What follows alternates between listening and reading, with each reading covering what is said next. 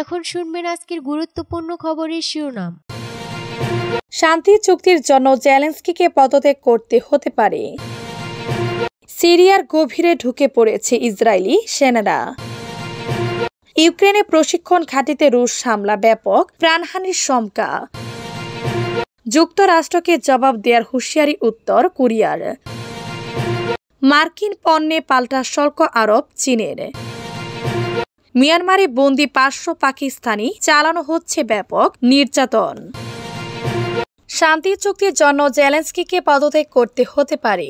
যুক্তরাষ্ট্রের সাবেক president Donald Trump দ্বিতীয় মেয়াদে দায়িত্ব নেওয়ার পর থেকে ইউক্রেন যুদ্ধ বন্ধের প্রচেষ্টা চালিয়ে যাচ্ছেন, তবে আলোচনার পথে নানা বাধা আসছে। এর মধ্যে সবচেয়ে বড় চ্যালেঞ্জ হয়ে দাঁড়িয়েছে ইউক্রেনের প্রেসিডেন্ট ভলোদিমির জেলেনস্কির অবস্থান। যুক্তরাষ্ট্রের জাতীয় নিরাপত্তা উপদেষ্টা মাইক ওয়ালেন্স রবিবার এক সাক্ষাৎকারে বলেছেন, ইউক্রেনে শান্তি চুক্তি বাস্তবায়ন করতে হলে জেলেনস্কিকে পদত্যাগ করতে হবে। সিএনএনকে দেয়া এক সাক্ষাৎকারে ওয়ালেন্স বলেন, শান্তি চুক্তি সফল করতে একজন নতুন নেতা দরকার, এমন একজন ব্যক্তি যিনি যুক্তরাষ্ট্র ও রাশিয়া উভয়ের সঙ্গে কাজ করতে পারবেন এবং এই যুদ্ধ বন্ধ করবেন। হোয়াইট হাউসে উত্তপ্ত বাক বিনিময় চাপে জেলেনস্কি। এই বক্তব্যের পিছনে গুরুত্বপূর্ণ ভূমিকা রেখেছে গত শুক্রবার হোয়াইট হাউসে অনুষ্ঠিত বৈঠক। ট্রাম্প ও জেলেনস্কির মধ্যে সেদিন আলোচনার বদলে উত্তপ্ত বাক্য বিনিময় হয়। আলোচনার উদ্দেশ্য ছিল একটি খনিজ সম্পদ চুক্তি স্বাক্ষর করা, যা যুক্তরাষ্ট্রকে ইউক্রেনের মূল্যবান খনিজ সম্পদের উপর কিছুটা নিয়ন্ত্রণ দিবে। কিন্তু আলোচনার টেবিলে এই ব্যাপারটা জটিল হয়ে উঠে, ফলে চুক্তিটি আটকে যায়। বিতণ্ডার সূত্রপাত হয় যখন জেলেনস্কি জোর দিয়ে বলতে শুরু করেন, সিরিয়ার গভীরে ঢুকে পড়েছে ইসরায়েলি সেনারা। ইসরায়েলি সেনাদের একটি দল তাদের ভারী অস্ত্রশস্ত্র ও বিভিন্ন সামরিক সরঞ্জাম নিয়ে দক্ষিণ পশ্চিম সিরিয়ার মাসারা শহরে অবস্থান নিয়েছে। ইরানের রাষ্ট্রীয় সংবাদ সংস্থা ইরনাত বরাদ্দে এই তথ্য জানিয়েছে পার্স টুডে। প্রতিবেদনে বলা হয়েছে, ইসরায়েলি সেনারা হেলিকপ্টার ও ড্রোন সহ ওই এলাকায় প্রবেশ করে মাসারা এবং আল তাইহা শহরের মধ্যবর্তী সংযোগ সড়কটি বিচ্ছিন্ন করে দিয়েছে। আরেকটি সূত্র জানিয়েছে, ইসরায়েলি বাহিনী দ্বারা এবং কুনিত্রা প্রদেশের সীমান্তবর্তী তাল আলমাল এলাকায় পৌঁছে গেছে। পার্স টুডের প্রতিবেদনে বলা হয়েছে, গত ডিসেম্বরে বাশার আল আসাদ সরকারের পতনের পর এটি সিরিয়ার ভূখণ্ডের অনেক গভীরে ইসরায়েলি সেনাদের অনুপ্রবেশের ঘটনা। সিরিয়ার প্রেসিডেন্ট বাশার আল আসাদের পতনের পর ইসরায়েলি সেনাবাহিনী দখলকৃত গোলান উপত্যকা এবং সিরিয়ার মূল ভূখণ্ডের মধ্যবর্তী বাফার লাইন অতিক্রম করে ইসরায়েলি সেনার দ্বারা ও কুনিত্রা প্রদেশের গোলান উপত্যকার কাছাকাছি অঞ্চলগুলো দখল করে রেখেছে। ইউক্রেনে প্রশিক্ষণ ঘাঁটিতে রুশ হামলায় ব্যাপক প্রাণহানির শঙ্কা। ইউক্রেনীয় কর্মকর্তারা সোমবার জানিয়েছে, যুদ্ধক্ষেত্র থেকে প্রায় 130 কিলোমিটার দূরে একটি সামরিক প্রশিক্ষণ কেন্দ্রে রুশ ক্ষেপণাস্ত্র হামলায় অনির্দিষ্ট সংখ্যক প্রাণহানি ঘটিয়েছে। এএফপির প্রতিবেদন থেকে এ তথ্য জানা গেছে। এক সামরিক সূত্র এএফপিকে জানিয়েছেন, শনিবারের এ হামলা দিনিপ্রো শহরের বাহিরে চেরকাসকে গ্রামের কাছে একটি সামরিক প্রশিক্ষণ কেন্দ্রে হয়েছে। এছাড়া প্রভাবশালী ইউক্রেনীয় সামরিক ব্লগার ইউরি ব্রুটুস জানিয়েছেন, হামলায় 30 থেকে 40 জন সেনা সদস্য নিহত, আরও 90 জন আহত হয়েছেন। তবে সরকারিভাবে এখনো হতাহতের কোনো সংখ্যা প্রকাশ করা হয়নি।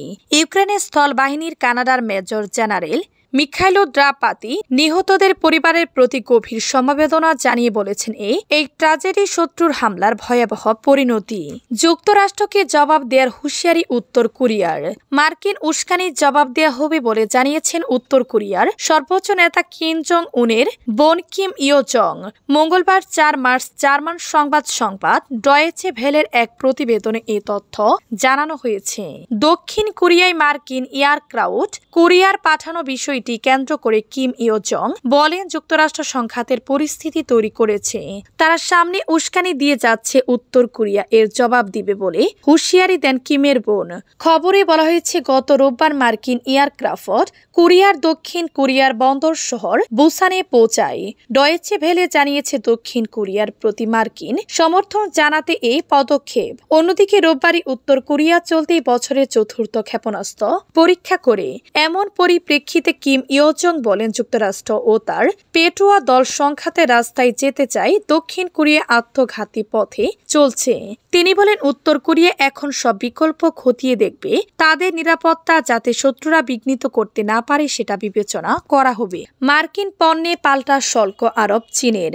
এবার বেশ কিছু আমেরিকান পণ্যের উপর অতিরিক্ত শুল্ক আরোপের সিদ্ধান্ত নিল চীন। সেই তালিকায় যেমন আছে খাদ্যপণ্য, তেমন আছে বস্ত্র। অনেকের মতে এর মধ্যে দিয়ে মার্কিন প্রেসিডেন্ট ডোনাল্ড ট্রাম্পকে পাল্টা জবাব দিলেন চীনের প্রেসিডেন্ট শি জিনপিং। মঙ্গলবার চীনের অর্থ মন্ত্রণালয়ের পক্ষ থেকে বিবৃতি জারি করে মার্কিন পণ্যের উপর অতিরিক্ত শুল্ক আরোপের কথা জানানো হয়েছে। সেই বিবৃতিতে বলা হয়েছে, কোনো পণ্যের উপর 10%, আবার কোনো পণ্যের উপর 15% শুল্ক বৃদ্ধি করা হবে।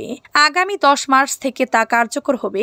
অতীতেও বেশ কিছু মার্কিন পণ্যের উপর আমদানি শুল্ক বৃদ্ধির কথা ঘোষণা করে চীন। আমেরিকা থেকে আসা কয়লা ও প্রাকৃতিক গ্যাসের উপর 15% এবং অপরিশোধিত তেল, কৃষি, সরগ্রাম ও বড় গাড়ির উপর অতিরিক্ত 10% শুল্ক আরোপ করার কথা ঘোষণা করা হয়। এবার আরও কয়েকটি পণ্যের উপর শুল্ক আরোপের কথা জানান বেইজিং। বিবৃতি অনুযায়ী সোয়াবিন, শূকরের মাংস এবং অন্যান্য পণ্যের উপর 10% এবং আমেরিকা থেকে আমদানিকৃত মুরগির মাংস, গম, ভুট্টা এবং তলার উপর 15% শুল্ক আরোপ করা হবে। দ্বিতীয় মেয়াদে ক্ষমতায় আসার পর থেকে ট্রাম্পের একের পর এক সিদ্ধান্ত নিয়ে আলোচনা হচ্ছে বিশ্বজুড়ে। মার্কিন প্রেসিডেন্ট ঘোষণা করেছিলেন আমদানি শুল্কের বিষয়ে তিনি কখনোই নমনীয় হবেন না। মিয়ানমারে বন্দী 500 পাকিস্তানি, চালানো হচ্ছে ব্যাপক নির্যাতন। মিয়ানমারের সীমান্তবর্তী অঞ্চলগুলিতে 5 শতাধিক পাকিস্তানি যুবককে বন্দী করে রাখা হয়েছে। তাদের মধ্যে কয়েক ডজন নারীও আছেন। সোমবার 3 মার্চ জিও নিউজের এক প্রতিবেদনে এমন চাঞ্চল্যকর তথ্য সামনে এসেছে। প্রতিবেদনে বলা হয়েছে, পাকিস্তানি এসব যুবককে অপহরণের পর জোরপূর্বক শ্রমিকের কাজে নিয়োজিত করা হয়েছে। এমন পাকিস্তানি যুবকের মধ্যে বেশিরভাগই উচ্চ শিক্ষিত। তাদের অনলাইনে চাকরির প্রলোভন দেখানো হয়, এরপর তারা থাইল্যান্ডের উদ্দেশ্যে পাড়ি দেয় চাকরি লোভে। সেখান থেকে তাদের অবৈধভাবে সীমান্ত পেরিয়ে মিয়ানমারের বিপজ্জনক অঞ্চলে পাচার করা হয়েছে। সেই সঙ্গে তাদের পাসপোর্ট জব্দ করা হয় এবং শেষমেশ মিয়ানমারে জোরপূর্বক শ্রম শিবিরে বন্দী করা হয়েছে।